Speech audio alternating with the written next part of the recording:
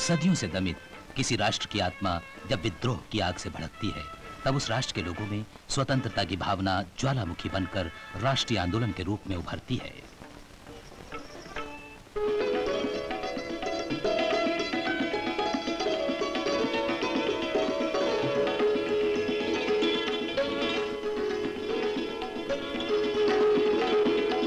प्राचीन समय से ही भारत के द्वार सभी सभ्यताओं के लिए खुले रहे हैं, पर फिर भी भारत की पहचान और मूल एकता बरकरार रही है। जैसा कि जवाहरलाल नेहरू ने कहा है, भारत का बीता हुआ कल अपनी तमाम सांस्कृतिक विविधताओं और महानता के कारण सभी भारतीयों, हिंदू, मुस्लिम, सिख, ईसाई और अन्यों के लिए एक समान विरासत का आधार रहा है। सहनशीलता की यही विरासत 17वीं सदी में ब्रिटिश ईस्ट इंडिया कंपनी के लिए मुगल बादशाह का सूरत में एक फैक्ट्री चालू करने का इजाजतनामा बनी।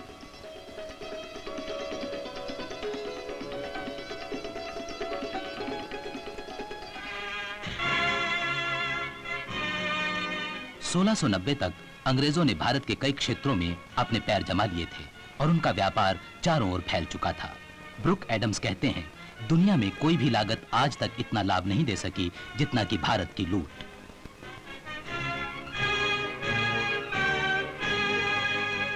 इन फौजी अड्डों से अंग्रेजों ने बलपूर्वक भारत में चारों ओर फैलना शुरू कर दिया और 19वीं शताब्दी के मध्य तक भारत के 3/5 हिस्से को अपने अधीन कर लिया। अंग्रेजों ने भारत के कई राज्यों के शासकों को मनमानी संधियों द्वारा प्रभावहीन कर दिया। उन्होंने छल युक्त गोद लेने का सिद्धांत प्रारंभ किया। जब भी कोई शासक अपने वास्तविक उत्तराधिकारी के बिना मर जाता तो उसका राज्य अंग्रेजों द्वारा हड़प लिया जाता। इस हड़प नीति के अंतर्गत उन्होंने सतारा, झांसी, नागपुर और कई अन्य रियासतों को अपने में मिला लिया।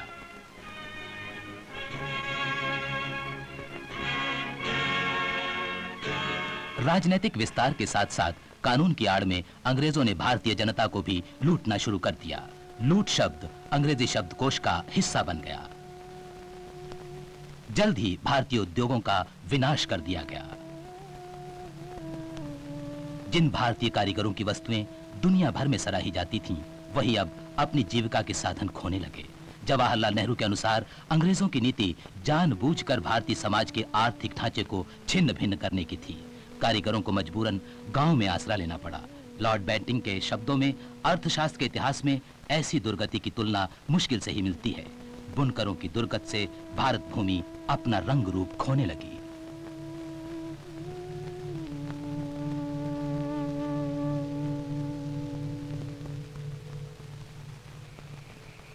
इतिहास की इन घड़ियों में भारतीय जनता उबल रही थी। उसने अंग्रेजों से लड़ने का फैसला किया। अंग्रेज भारतीय जनता को दास ही नहीं बना रहे थे, वरन उनके सांस्कृतिक और धार्मिक जीवन के लिए खतरा बन चुके थे।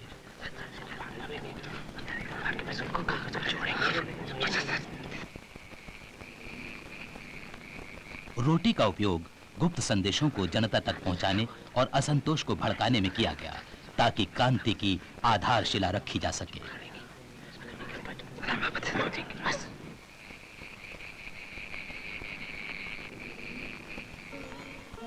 इसी समय बिठूर के नाना साहब अंग्रेजों के खिलाफ संयुक्त मोर्चे हेतु कई राजधानियों की यात्रा कर रहे थे।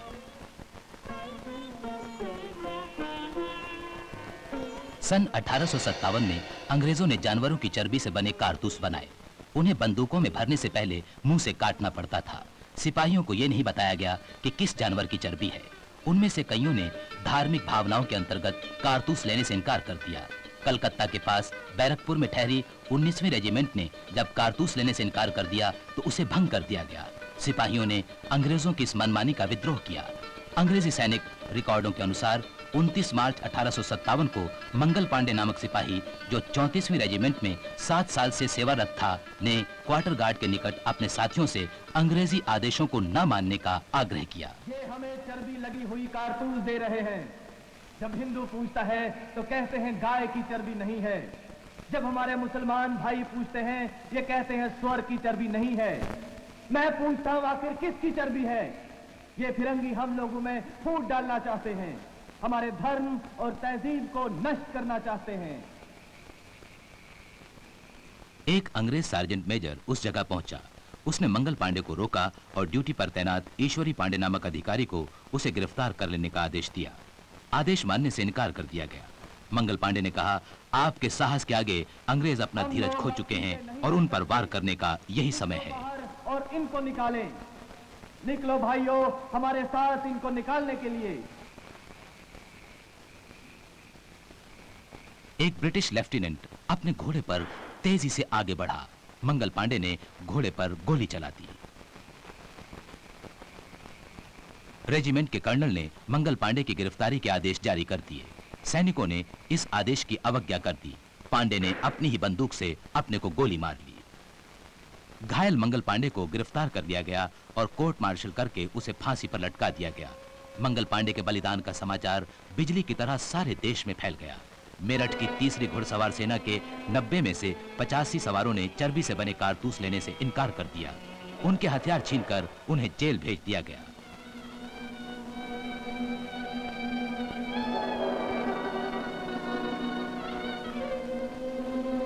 भारतीय सैनिक अपने साथियों के इस अपमान से क्रोधित हो उठे।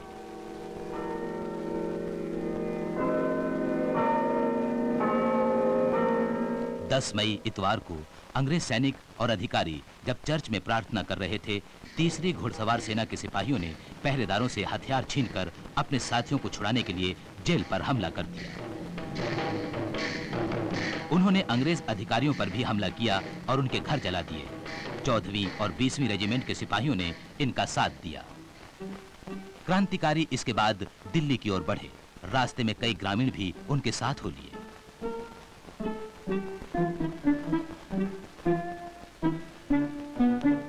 11 मई 1857 को वे दिल्ली के लाल किले पहुंचे। अंतिम मुगल बादशाह बहादुर शाह जफर को भारत का सम्राट घोषित किया गया। मेरे हिंदू और मुसलमान भाइयों, आज हमने जो एक दूसरे का हाथ थामा है वो हमारे फर्ज का तकाजा है। मेरी दिली ख्वाहिश है कि फिरंगियों को हिंदुस्तान से बाहर निकाल दिया जाए, चाहे इसके लिए हमें कितनी ही कीमत क्यों ना अदा करनी पड़े। ये बात न भूलो कि परवरदिगार की नेमतों में सबसे बड़ी नेमत आजादी है, आजादी। इस फरमान को सुनकर मेरठ और कई अन्य स्थानों से सिपाही दिल्ली में जमा होने लगे। भारतीय सिपाहियों के दिल्ली में जमा होने से अंग्रेजों की साख को गहरा धक्का लगा।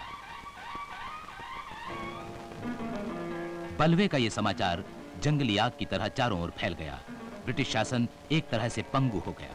भारतवासियों ने अपने दिलों में कभी भी अंग्रेजी शासन को स्वीकार नहीं किया था और भारतीय सैनिकों ने 1857 से पहले 12 बार अंग्रेजों के खिलाफ बगावत की थी।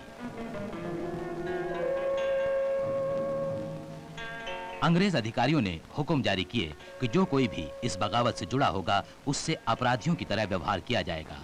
उसे उम्र भर के लिए काले पैनी भेज दिया जाएगा। बहुत से लोगों को आर्थिक सजा दी गई, कईयों को फांसी पर लटका दिया गया और सैकड़ों को गोलियों और बहुतों को तोपों के मुंह से बांधकर उड़ा दिया गया।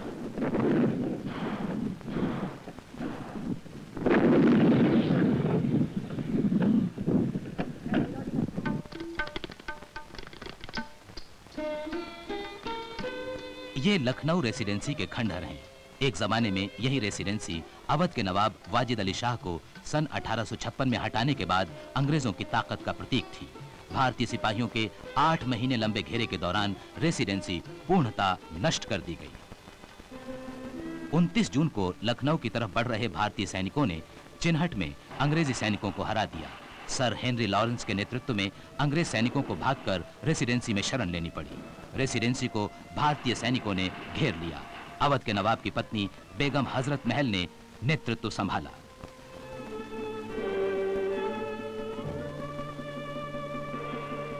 अपनी जान की परवाह किए बिना बेगम सिपाहियों के साथ कंधे से कंधा मिलाकर लड़ी।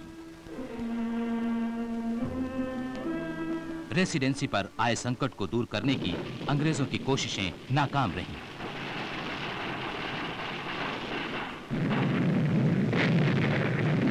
अंग्रेजों को भारी क्षति उठानी पड़ी। सर हेनरी लॉरेंस ऐसे ही एक हमले में मारे गए। मार्च 1858 में अंग्रेजों ने लखनऊ को फिर दानापुर में भारतीय सैनिकों ने बगावत कर दी। जगदीशपुर के कुंवर सिंह के नेतृत्व में उन्होंने आरा पर कब्जा कर लिया। इस इमारत में कुंवर सिंह ने अपना शासन तंत्र स्थापित किया। भारी हथियारों से लैस अंग्रेज सेना ने जब हमला किया तो भारतीय सैनिक पीछे हटने से पहले बड़ी वीरता से लड़े। बाद में कुंवर सिंह ने कर्नल मिलमैन के सैनिकों को हराकर आजमगढ़ पर कब्जा कर लिया।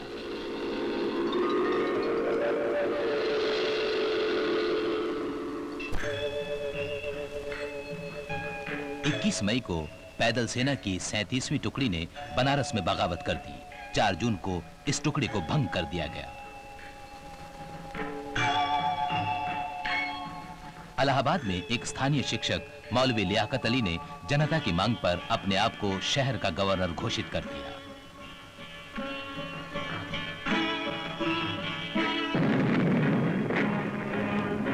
इधर कर्नल नील की रेजिमेंट ने इलाहाबाद और बनारस में भारतीय स्वतंत्रता सेनानियों को गोलियों से भूनना और फांसी पर लटकाना शुरू कर दिया। थोड़े ही दिनों में शहर और गांव वीरान हो गए।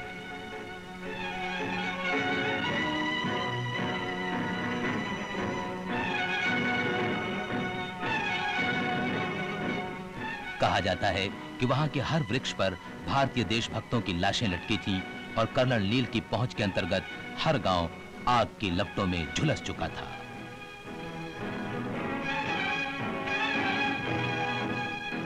कानपुर में पैदल सेना की पहली और 56वीं सैनिक टुकड़ियों ने अंग्रेजों के खिलाफ हथियार उठा लिए।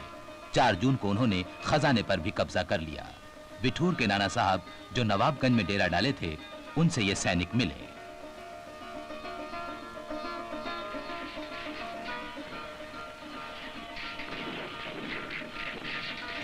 भारतीय सैनिक टुकड़ियों ने नाना साहब और उनके सेनापति तात्या टोपे के नेतृत्व में कानपुर की तरफ आगे बढ़ना शुरू कर दिया। अंग्रेज फौजें सुरक्षित स्थानों की तरफ पीछे हट गईं। नाना साहब की फौजों ने घेरा डाल दिया जो 20 दिन तक रहा। 25 जून को नाना साहब के सलाहकार अजीमुल्लाह खान घिरे हुए अंग्रेजों के पास प्रस्ताव लेकर गए कि अगर अंग्रेज फौजें समर्पण कर देती हैं तो उन्हें सुरक्षित इलाहाबाद जाने दिया जाएगा।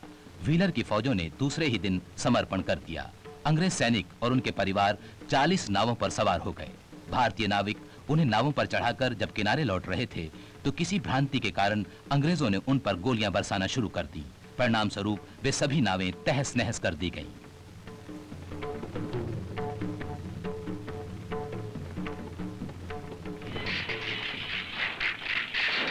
हेनरी हैवलॉक के नेतृत्व में एक अंग्रेज सैनिक टुकड़ी ने कानपुर पर हमला किया। नाना साहब ने लगभग 5000 आदमियों के साथ कानपुर के पास ग्रैंड ट्रंक रोड पर फतेहगढ़ में सुरक्षित स्थिति ग्रहण कर ली।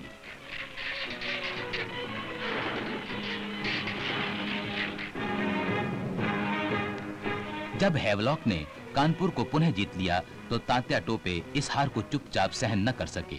उन्होंने ग्वालियर में सैनिक एकत्रित किए और 28 नवंबर को कानपुर की ओर प्रस्थान किया और शहर को फिर से जीत लिया।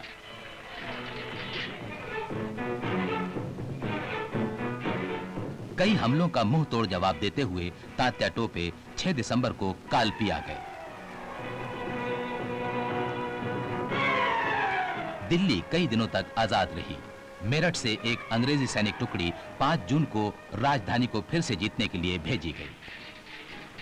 भारतीय सैनिकों ने जनरल बख्त खान के नेतृत्व में हिंडन नदी के किनारे इस सैनिक टुकड़ी से मोर्चा लिया और 2 दिन की भयानक लड़ाई के बाद दिल्ली से कुछ मील की दूरी पर स्थित बदली की सराय के पास सुरक्षित स्थिति के लिए पीछे हट गए। अंग्रेजों को भारी क्षति हुई।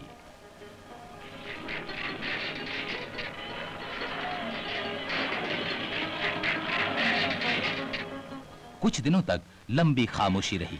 अंग्रेजों को डाक तार की सुविधाएं प्राप्त थीं। यही वजह थी कि उनकी सैनिक टुकड़ियां तेजी से आगे पीछे बढ़ रही थीं। उन्हें ब्रिटेन से भी सहायता प्राप्त हो गई। इसी बीच पंजाब और उसके आसपास के इलाके कुमुक पहुंच गए। ब्रिटिश फौजों ने पूरी ताकत के साथ 4 सितंबर को दिल्ली पर हमला बोल दिया।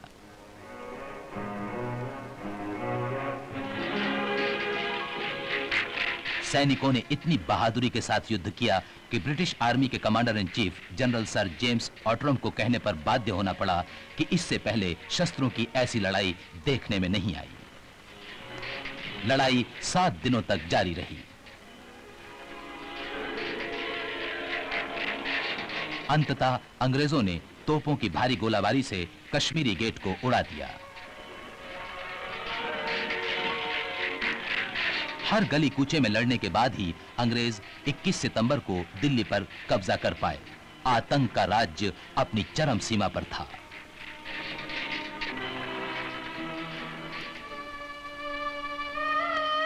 मेजर हडसन के वादा करने पर कि बहादुर शाह जफर के परिवार को कोई नुकसान नहीं पहुंचाया जाएगा, वो अपने छुपे हुए स्थान हुमायूं के मकबरे से बाहर आ गए और समर्पण कर दिया। हडसन ने उनके 2 पुत्रों और एक नाती को गिरफ्तार कर लिया और स्वयं बड़ी बेरहमी से उन्हें गोलियों से भून दिया। हडसन ने जब प्रताड़ित बादशाह से पूछा, आपने अपने आंसू पोंछ लिए? तो उन्होंने जवाब दिया, हडसन, बादशाह आंसू नहीं बहाया करते। बहादुर शाह जफर को रंगून भेज दिया गया। उन्होंने अपनी जिंदगी के आखिरी दिन अपने देश की आजादी के लिए दुआओं में गुजारे। मृत्यु के पहले उनके भीतर का शायर क्रंदन कर उठा, नसीब जफर दफन के लिए 2 गज जमीन भी न मिली कुए यार में।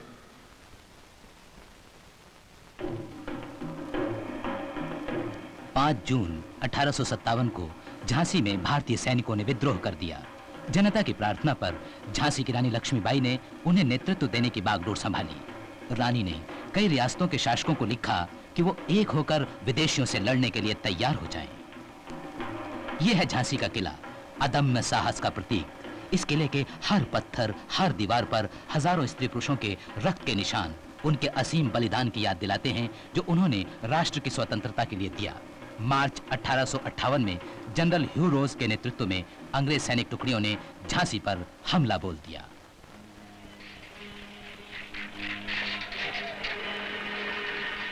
रानी लक्ष्मीबाई के नेतृत्व में उनके सैनिकों ने अंग्रेजों को अपनी बहादुरी से रोके रखा। ये तोपें गौस खान के हाथों तले कभी आग उगलना न भूली। यहां तक महिलाओं ने भी इसमें बढ़ चढ़कर हिस्सा लिया। 4 अप्रैल 1858 को जब स्थिति गंभीर हो गई तो रानी लक्ष्मीबाई के सैनिकों ने उनसे झांसी छोड़ देने का आग्रह किया। रानी ने इस द्वार से झांसी छोड़ी और तात्या टोपे, बांदा के नवाब राव साहेब और अन्य स्वतंत्रता सेनानियों से कालपी में जा मिली।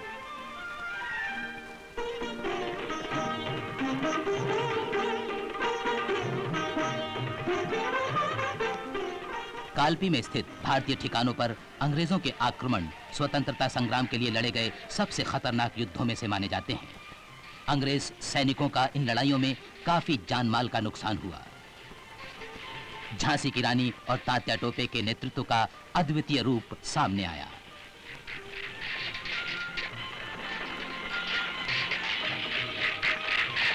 जब साधन कम हो गए तो भारतीय सैनिक वहां से हट गए और उन्होंने ग्वालियर के किले पर अधिकार कर लिया। इसी बीच सिंधिया की फौजें भी तात्या टोपे और रानी लक्ष्मीबाई से आ मिली। शासक आगरा भाग गया।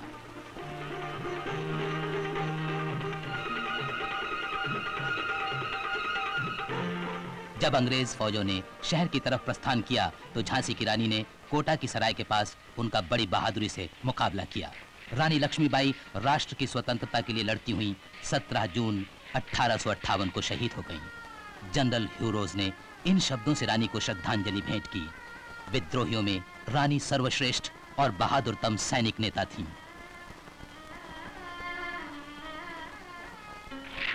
तात्या टोपे अंग्रेजों से कई महीनों तक गुरिल्ला युद्ध विधि से लड़ते रहे।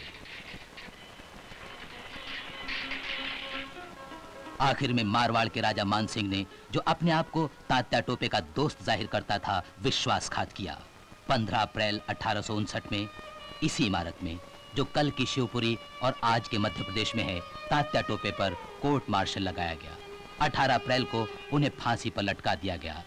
वीरतापूर्ण जीवन का दुखद अंत। सैकड़ों हजारों स्त्री पुरुषों के पीड़ा और बलिदान के बावजूद प्रथम स्वतंत्रता संग्राम अपनी मंजिल न पा सका। उसकी वजह थी संगठन, सहयोग की कमी और भारतीय शासकों का व्यक्तिगत महत्वाकांक्षाओं के लिए अंग्रेजों का साथ देना। फिर भी ये एक ऐसा संग्राम था जहां धर्म की दीवारें आड़े नहीं आईं। एक ऐसा संग्राम जिसने स्वतंत्रता सेनानियों की पीढ़ियों और शहीदों को प्रेरणा दी और जिसने स्वतंत्र भारतीय होने का हमारा सपना साकार किया।